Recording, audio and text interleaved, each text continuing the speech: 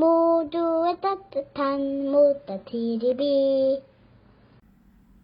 안녕하세요. 모따TV 모따책방 아따입니다.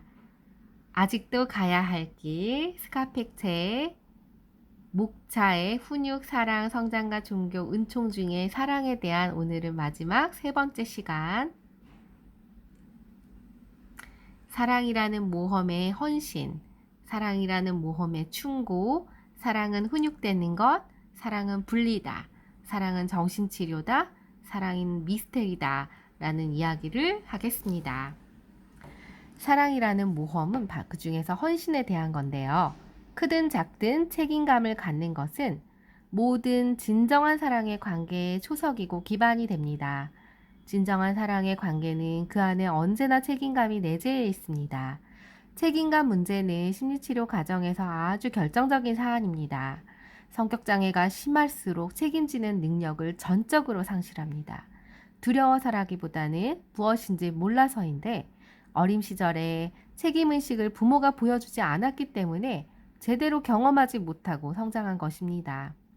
반대로 신경증인 환자는 책임감의 공포로부터 너무 많이 책임을 지려고 하다 보니 마비가 되어 있는 사람이지요. 새로운 단계와 영역으로 관계를 넓혀가는 사랑이 가득한 삶을 살고 있는 사람이라면 반드시 이런 모험을 감행해야 합니다. 자기의 새로운 세계관에 따라 새롭고 익숙하지 않은 행동을 취해야만이 그 기점을 통과할 수 있습니다.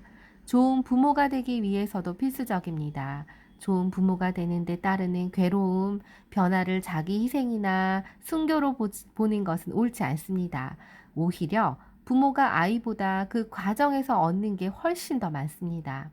변화, 성장의 고통을 이겨내는 의지가 없고 성장하는 아이에게 배울 의사 없는 부모는 관계가 멀어져서 아이와 세상은 그런 부모를 저 멀리 뒤에다 남겨놓을 것입니다.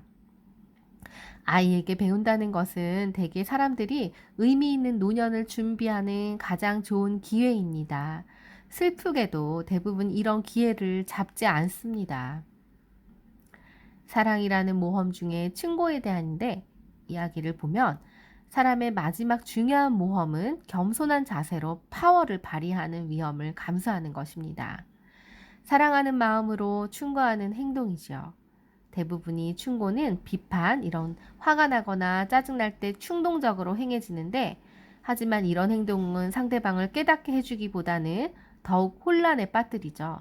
진정한 사랑은 상대방의 개성과 자아의 독립성을 존중해 줍니다.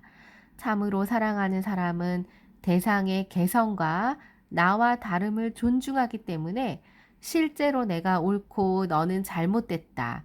너한테 무엇이 좋은지 내가 너에게 더 잘한다 라고 생각하기를 거부합니다. 사랑하는 사람은 자주 딜레마에 빠지고 이는 고통스러운 자기 성찰로서만 해결될 수 있습니다. 다른 누군가를 충고하거나 비판하는 두 가지 방식에 대해서 살펴보겠습니다. 하나는 본능적으로 즉흥적으로 자신이 옳다고 확신하면서 비판하는 경우인데요. 이는 오만한 방법이고 흔히 부모나 부부나 교사가 일상에서 취하는 태도인데 성공적이지 않습니다. 관계가 깨져버리죠. 성장과 적개심이 의도치 않는 결과를 초래합니다. 두 번째는 양심적이고 자신을 의심하고 돌아보는 과정을 통해 자신이 옳다는 믿음 아래서 비판하는 경우입니다. 이는 겸손한 방법으로 주위에 흔하지 않습니다. 진정으로 자아 확장에 성공할 확률이 더 높고 절대로 관계가 파괴적이지 않습니다. 부모가 아이를 사랑하면 아이들에게 따지고 비판해야 합니다. 또 아이들로 하여금 부모에게 비판할 수 있도록 허락해야 합니다. 부부 사이도 서로 영적 성장에 촉진하게 지속적으로 따져야 합니다. 서로에게 최고의 비판자가 되지 않으면 어떤 결혼도 참으로 성공했다고 할 수 없습니다. 친구 관계도 마찬가지입니다. 서로 간의 영적 성장을 촉진하기 위해 대항하지 못하면 사랑하는 데 실패함을 의미합니다.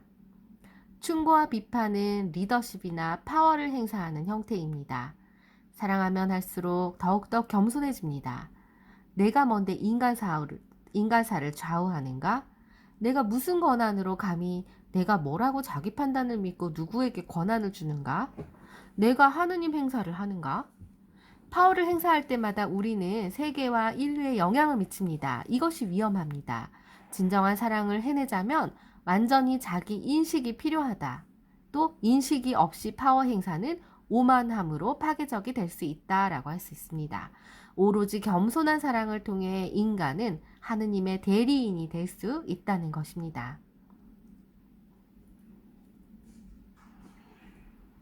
사랑은 훈육되는 것입니다. 자기 훈육의 힘은 사랑에서 나오는 것이고 이것은 의지의 한 유형이라고 지적한 바 있는데요. 자기 훈육은 사랑을 행동으로 표현한 것이고 진정으로 사랑하는 사람은 누구나 자기 훈육에 따라 행동합니다. 감정은 에너지의 원천입니다.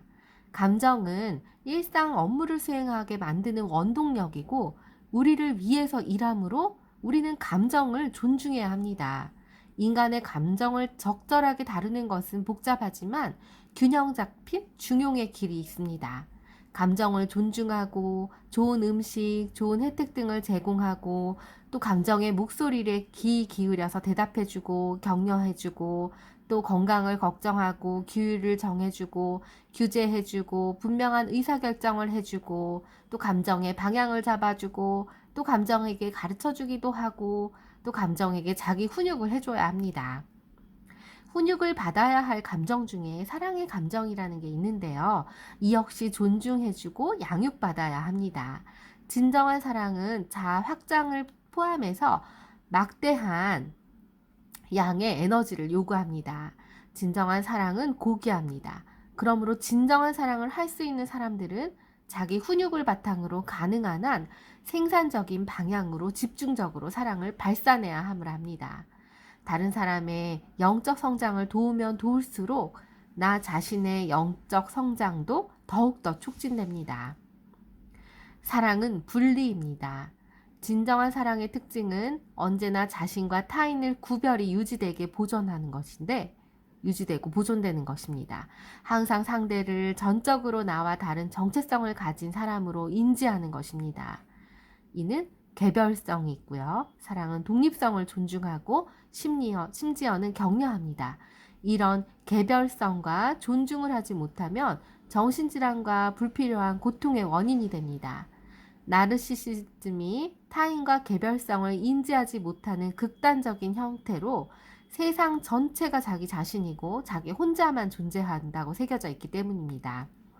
따라서 타인에 대한 감정이입 능력이 부족해서 다른 사람이 느낄 수 있는 느낌을 인식하지가 못하는 거죠. 그런 부모 밑에서 자란 아이는 자신의 감정을 어떻게 인식할지 모르고 받아들이는 방법도 몰라서 심각한 곤란을 겪습니다. 결혼은 산을 오르기 위한 베이스 캠프입니다. 등산을 하는 사람에게는 반드시 필요하고 생존은 견고하고 잘 정비된 베이스 캠프에 달려있죠. 부부간의 결합은 서로 분리된 객체입니다. 외로움에 겁먹어서 하나의 도피 수단으로서 결혼을 추구한 사람들은 훌륭한 결혼 생활을 이끌지 못합니다. 진정한 사랑은 개별성을 존중하고 서로 분리되거나 또는 상실 위험에 직면하면서까지 독립성을 길러주려 애씁니다. 인생의 궁극적인 목적은 개인의 영적 성장이고 정상에 오르는 이 고독한 여행은 결국 혼자일 수밖에 없습니다. 개인과 사회의 성장은 서로 의존하는데 성장하려 할 때는 항상 그리고 필연적으로 외로울 수밖에 없습니다. 사랑은 정신치료입니다. 심리치료는 사랑을 기반으로 합니다. 부모 역할을 대신하는 과정입니다. 부모 역할이 아이가 독립해 나갈 수 있도록 격려하는 것처럼 치료사와의 환자 관계도 똑같습니다. 사랑이라는 미스터리인데 진정한 사랑의 상대는 사람이어야 한다고 이야기했습니다. 그 이유는 사람만이 성장을 가능케 하는 영혼을 지니고 있기 때문입니다. 이상 사랑에 대한 이야기는 마치겠습니다. 들어주셔서 감사합니다.